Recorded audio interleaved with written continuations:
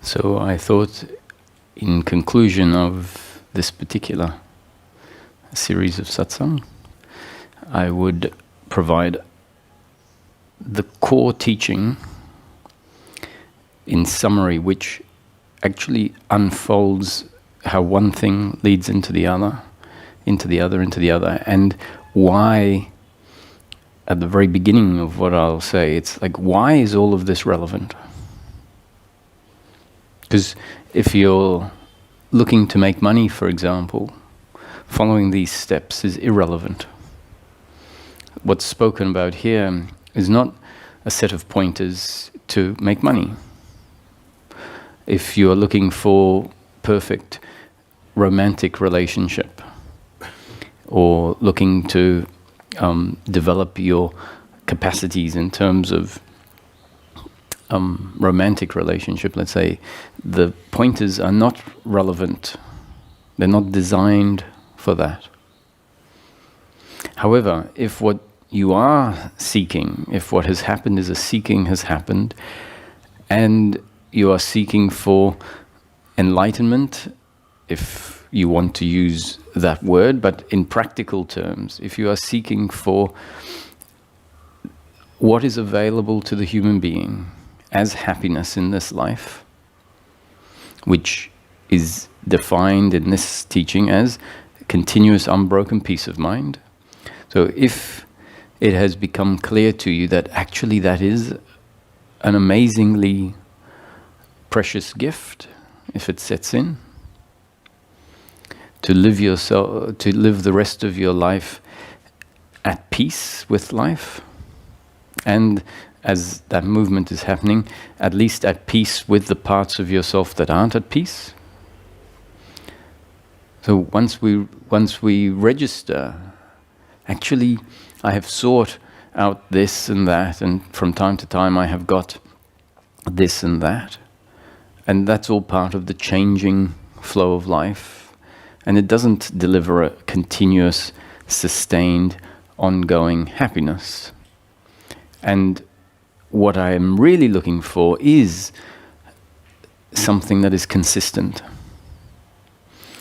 And the suggestion that's put forward in the teaching is what is available, what has been spoken about as enlightenment, is a transformation of the human being such that they continue to live life having to do whatever is destined to participate in the flow of life, going to work, raising a family, being with friends, meeting strangers on the street. Continue doing that, continue living as the human being, but with a groundedness, a centeredness that allows peace of mind to remain as one's foundation in daily living, regardless of what it is that happens, which is largely outside of our control.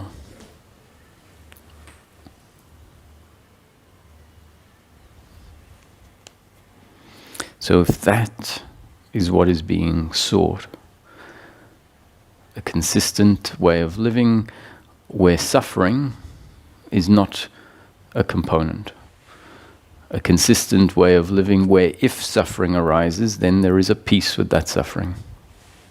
But ultimately, where no suffering arises, that is what the movement, if it starts, will eventually translate into, because it's the same principle that starts on the outside that delivers the peace with whatever bits are in struggle with life. It's that same principle that eventually penetrates through the whole system. So there's no reason why it can't be complete peace of mind.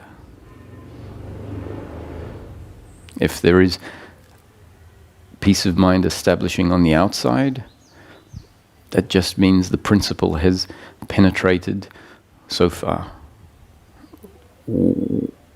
If it has penetrated so far, why can't it pervade more of the system? It makes complete sense that it can.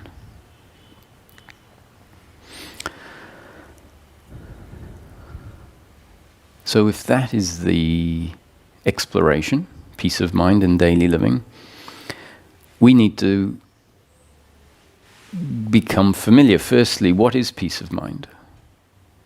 Because if we don't understand what we are seeking, then the seeking process is not going to be focused. What is peace of mind?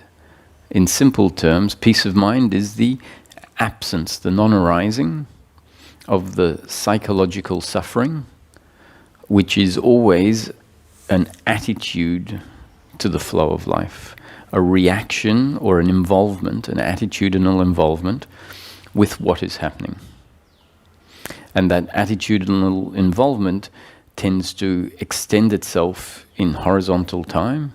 It tends to look back at the past, forward into the future, and is a commentary about what should and shouldn't be, what I need in order to be complete.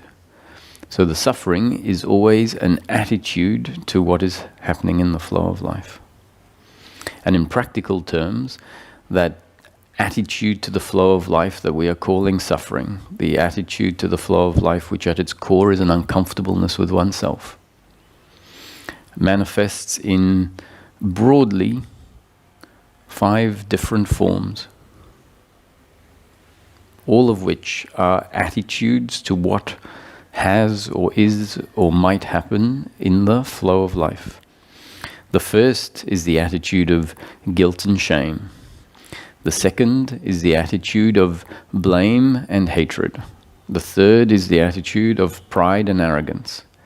The fourth is worry and anxiety. The fifth is expectation and attachment to outcomes.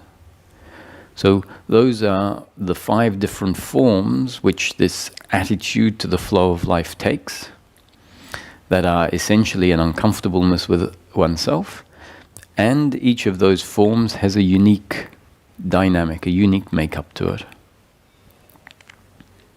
So remember, peace of mind is the absence of suffering. So it makes sense that we should investigate what this suffering is. The teaching says peace of mind is available because suffering is an attitude towards life that stems from a misconception about what life is. So, in essence, the attitude is based on an error. And if the error is corrected, and that's what can happen with errors, if the error is corrected, then the suffering that stems from that error will reduce and or completely stop. If the suffering wasn't based on an error, then you can't change something that is truth. You can't adjust something that is not inaccurate. So the great news is that our suffering is based on a misconception about oneself and life. That misconception arises as our attitude towards what is happening, including what is happening through the body-mind organism, as well as what is happening through all the other body-mind organisms. And if it gets corrected, that attitude no longer arises.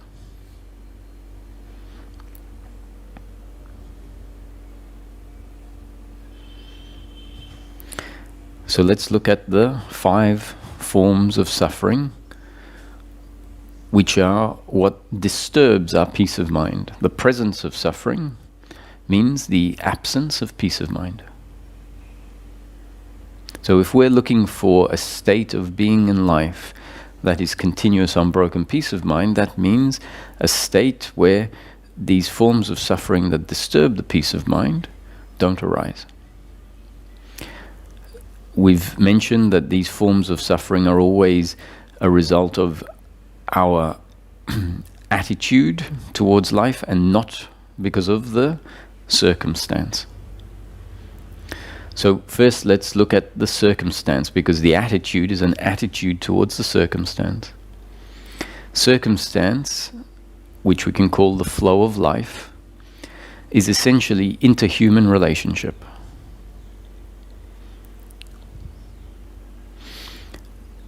Interhuman relationship, or the flow of life, well, let's put it into human relationship aside. The flow of life, which includes in a large part into human relationship, but it also includes your interaction with nature and with inanimate objects, as well as people. The flow of life is essentially circumstance, and circumstance, if it is in line with your biological preferences, which is part of your makeup that you didn't put in place. If circumstance is in line with your biological makeup, then pleasure will be experienced, and therefore we can say circumstance in that moment is pleasurable. And if circumstance is not in line with your biological preferences, then the circumstance will be experienced as painful. In broad terms, we can say that there is physical pleasure and pain, emotional pleasure and pain, financial pleasure and pain. If the sun is too hot, that is physical pain. If the weather is too cold, that is physical pain. If the sun feels great on your face and on your body and it's warming it up, then that is physical pleasure. If you eat a nice strawberry and you like the taste of strawberries, that's physical pain, pleasure. If you have a nice warm shower, that's physical pleasure. If you are sleeping on a comfortable bed, then that's physical pleasure. And very clearly, physical pain is if you're sitting on an uncomfortable chair, if you're standing up and you're very tired, if you're squashed in a small space and it's claustrophobic. All of those are physical pain.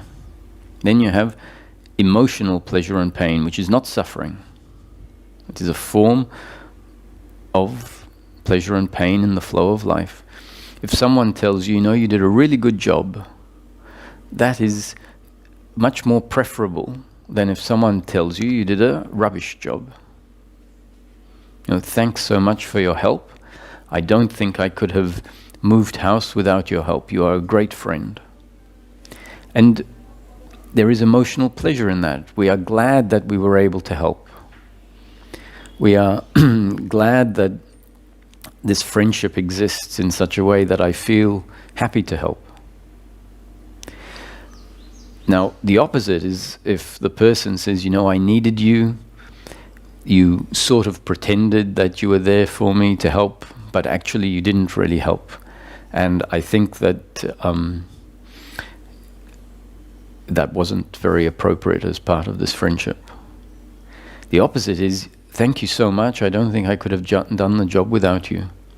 Now, your preference has to be to receive the pleasure and not the painful response. So, in the case where you get told that you didn't help, that can be emotional pain. In the same way, if someone that you love, a parent, a friend, dies, that's a painful situation, and it's not physically painful to you. It hasn't affected your physical body, but it makes sense that something in the circumstance has happened, and there has to be a response. A sadness, we spent so much of our life together. I'm so grateful for the time we spent together, and I'm sad that they're not here anymore. So that can be, so that is sadness, and it is a form of emotional pain.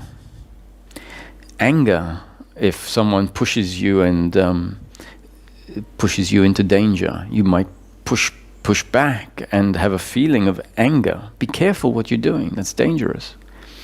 That is a form of emotional pain. You see someone that you haven't seen for a long time. Wow, so fantastic to see you. And that is excitement or emotional pleasure. What I'm describing at the moment is the flow of life and the simple biological pleasure or pain. At this stage, the suffering hasn't been referred to. So sadness towards a friend dying is not suffering at this point. It is just the biological sadness that a friend has died. It is the biological sadness, which is emotional, a biological emotional sadness, that your friend is upset with you. It is a biological, emotional sadness of anger because you are being pushed. The third is the financial pleasure and pain. You come out and you find that your car has been dented and it's going to cost $1,000 to get it fixed. Financial pain in the moment. You buy a lottery ticket and you win the first prize of $3,000. Financial pleasure in the moment. You are on the internet and you're looking at a plane ticket and it's $350 and you think, great, I'll book that tomorrow. I just need to confirm something. Then tomorrow you go onto the computer and the price has gone to $450 from $350. That's financial pain in the moment. Not what you would prefer, but what has happened. If the price goes from $350 down to $250, that's financial pleasure in the moment.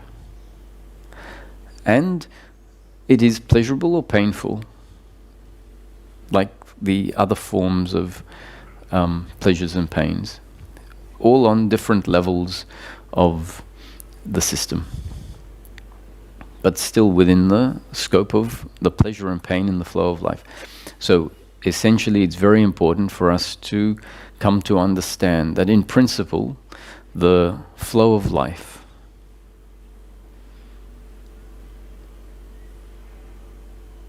is always going to be delivering pleasure and pain to us. Sometimes pleasure, sometimes pain. If there is noise outside and you're trying to listen to some music or trying to sleep or trying to listen to what I'm saying, the noise is part of your circumstantial pain. If there is a beautiful environment around, that's part of the circumstantial pleasure. If someone smiles at you on the street, that is pleasurable. If someone frowns at you, that is pain.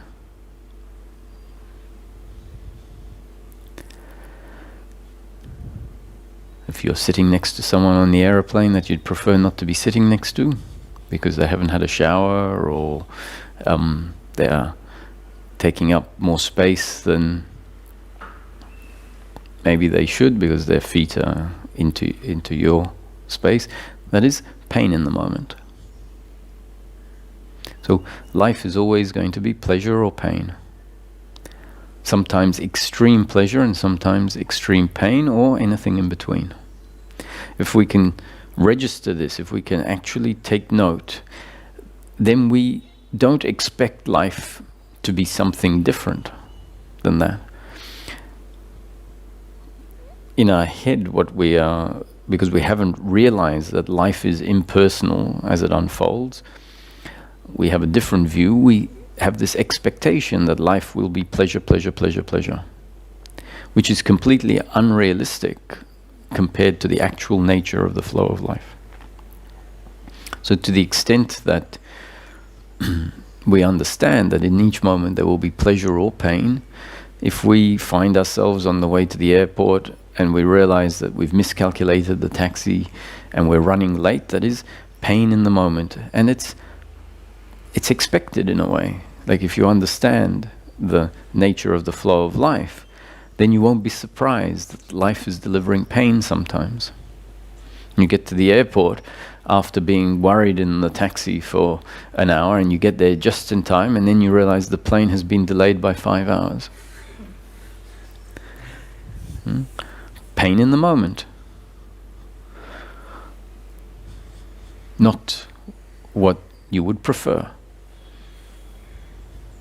You might get to the airport, with 15 minutes before the scheduled departure time, and you're almost sure I've missed the flight, an international flight that was very expensive, and I've missed it. And then you get in and you see it's been delayed by 3 hours. That's pleasure in the moment. Because if it hadn't been delayed, you would have missed the flight. The fact it was delayed is actually very well suited to the situation you found yourself of being stuck in the taxi and getting to the airport at a time that would have missed your flight. Delayed by 3 hours, perfect.